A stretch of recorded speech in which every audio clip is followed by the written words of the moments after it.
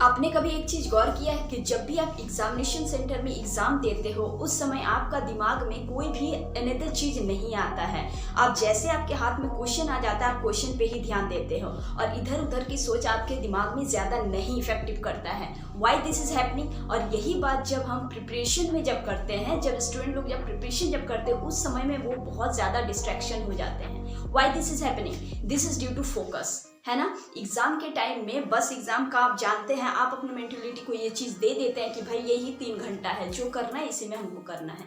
इसीलिए आपका उस समय वो टाइम आपको इधर उधर नहीं होता है। आप जानते हैं कि आपका ये टाइम आप बहुत अच्छे से यहाँ पे डिसिप्लिन हो जाते हैं, खुद को पूरा फुल फोकस्ड कर लेते हैं और यही वजह है कि एग्जामिनेशन सेंटर में हमें डिस्ट्रैक्शन ज़्यादा नहीं हो पाता है। और यही बात अगर प्रिपरेशन में अगर करें तो हो जाता है। और अगर आप ये चीज़ को मान लीजिए कि प्रिपरेशन के दौरान अगर हम लोग वही अगर फोकस्ड वाली अगर चीज़ों को अगर ले आए, खुद में अगर एडॉप्ट अगर कर लें, तो हमारा यहाँ पे जो है हम लोगों को टॉपर बनने से कोई भी रोक नहीं सकता है। यस, तो आपका प्रिपरेशन का लेवल जो है वो बहुत ही हाई तक जाएगा।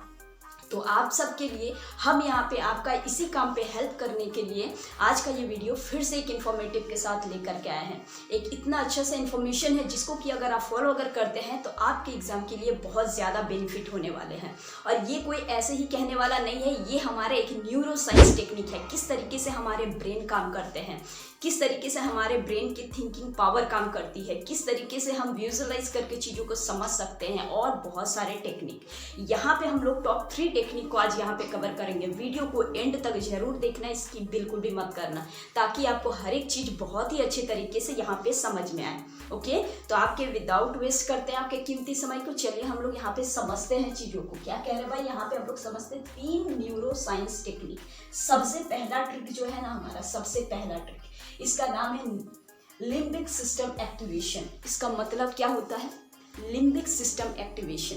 देखिए, कोई भी चीज़ जैसे कि हम लोग सोचते हैं, अब आप जैसे प्रिपरेशन आप कर रहे थे, आपके दिमाग में बहुत कुछ आता है ना कि हाँ भाई हम इतना परसेंटेज लाएंगे, अपने पेरेंट्स को प्राउड फील करवाएंगे, ये वो जो भी चीज़ हम लोग जो समझते हैं सोचते हैं, ये चीज़ हमारे ब्रेन की जो पार्ट में आप देख अभी पा रहे हैं इसी चीज़ पे काम करते हैं। कुछ इमोशंस हमारे डेवलप्ड होते हैं। Either the emotion is sadness भी हो सकता है, आपके पावरफुल इमोशन भी हो सकता है। तो आपको यहाँ पे अपना पावरफुल इमोशन को जेनरेट करना है, बस यही काम आपको करना है। जब आपका पावरफुल इमोशन जब जनरेट जब होगा तो आपके दिमाग में ऑटोमेटिकली एक पॉजिटिव वाइब्स निकलेगी, एक पॉजिटिव थिंकिंग निकलेगी और जिस कारण आपके प्रिपरेशन में आप बहुत अच्छा अपने को 100% दे सकते हो। अच्छा, ये काम हम लोग करेंगे कैसे? देखिए, यहाँ पे हमारे इमोशनल और ब्रेन का जो फीलिंग जो है कह सकते हैं वही यहाँ पे काम करता है। तो इसको हम लोग एक्टिव, हम लोग को ये चीज़ एक्टिव करना होगा। किस तरीके से भाई हम लोग एक्टिव करेंगे? बाय द हेल्प ऑफ, यहाँ पे हम लोग कुछ विजुअलाइजेशन को टेक्निक को हम लोग लेंगे। अब आप कहिए हाँ भाई साइंस का चीज़ है, ये सारी चीज़ जो है ना सुनने में लगता है कुछ और, लेकिन आप अगर बिलीव करिए कि ये सब चीज़ अगर फॉलो अगर करते हैं तो यही दिमाग ही है ना कि हर चीज़ हम लोग को खेल करवाता है। सो यही दिमाग को ये चीज़ को ट्रेन करवाना पड़ेगा। इसके अलावा भी बहुत सारे वीडियोज़ दिए गए हैं जिसमें मैंने टिप्स ट्रिक आपको बताए हैं, आप चाहो तो देख सकते हैं एग्जाम में कैसे लिखना है, टीचर कैसे कॉपी चेक करते हैं, किस तरीके से आपको लिखना है, अपने कॉपी का प्रेजेंटेशन आप कैसे दोगे, सारे कुछ। लेकिन जब आपके दिमाग जब सेटल जब रहेंगे तो आप सब कुछ को फॉलो कर सकते हो। सो यहाँ पे कैसे करना है भाई? विजुअलाइज करना, अपना पावरफुल इमोशन को क्या करना है? एक्टिव करना है। ओके, इसको एक्टिव करना है। आप अपने जो भी आपके थॉट्स है, जो भी आपके टारगेट है, उसको अपने जर्नल में लिखो और रोज सुबह उस चीज़ को आप विजुअलाइज करो कि ये चीज़ आप अचीव करोगे। अपने पावरफुल इमोशन को एक्टिव करो, ठीक है। इस कारण क्या होगा कि अगर सुबह में अगर ये काम अगर करते हो तो आप पूरे दिन ये चीज़ को फील कर पाओगे, आप पूरे दिन अपना फुल एनर्जी उसमें दे पाओगे। सेकेंड हमारा ट्रिक इसी के बेसिस में है भाई। ये क्या कह रहा है कि ब्रेन इंटरनल ट्रेनिंग। जिस तरीके से कोई भी वर्क में हम लोग जैसे कि ट्रेनिंग जो दिलाया जो जाता है, क्यों? ताकि उस वर्क में वो बहुत ज़्यादा परफेक्शन हो जाए।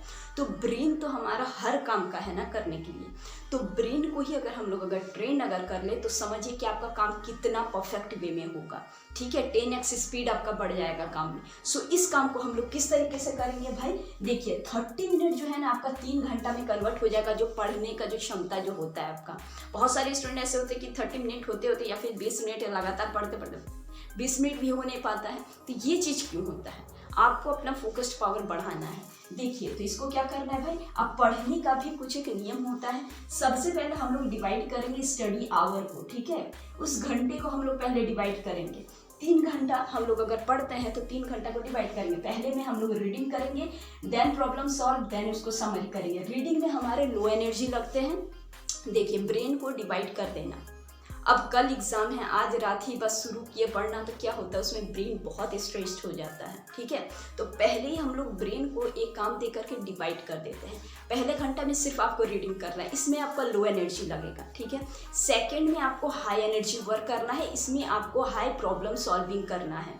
क्लियर, यहाँ पे ब्रेन का ज़्यादा भी यूज़ होगा। एंड थर्ड स्टेप में आप फिर से ब्रेन का मॉडरेट यूज़ होगा, जो कि आपको जो भी चीज़ आप पढ़े आप उसमें समरी लिखें। मैं हमेशा कहता हूँ कि जब भी आप पढ़ो आप रीड करो, आप समझो, खुद के लैंग्वेज में लिखो। राइटिंग स्किल इतना बेनिफिट है कि क्या हम आपको बताएं। आपका स्किल जितना ज़्यादा आप डेवलप करोगे ना, उतना ज़्यादा आपको रटने का या फिर प्रॉब्लम क्रिएट होने का पढ़ाई में कोई इश्यू नहीं आएगा। इसीलिए अपने चीज़ों को, स्किल को बढ़ाओ, ठीक है।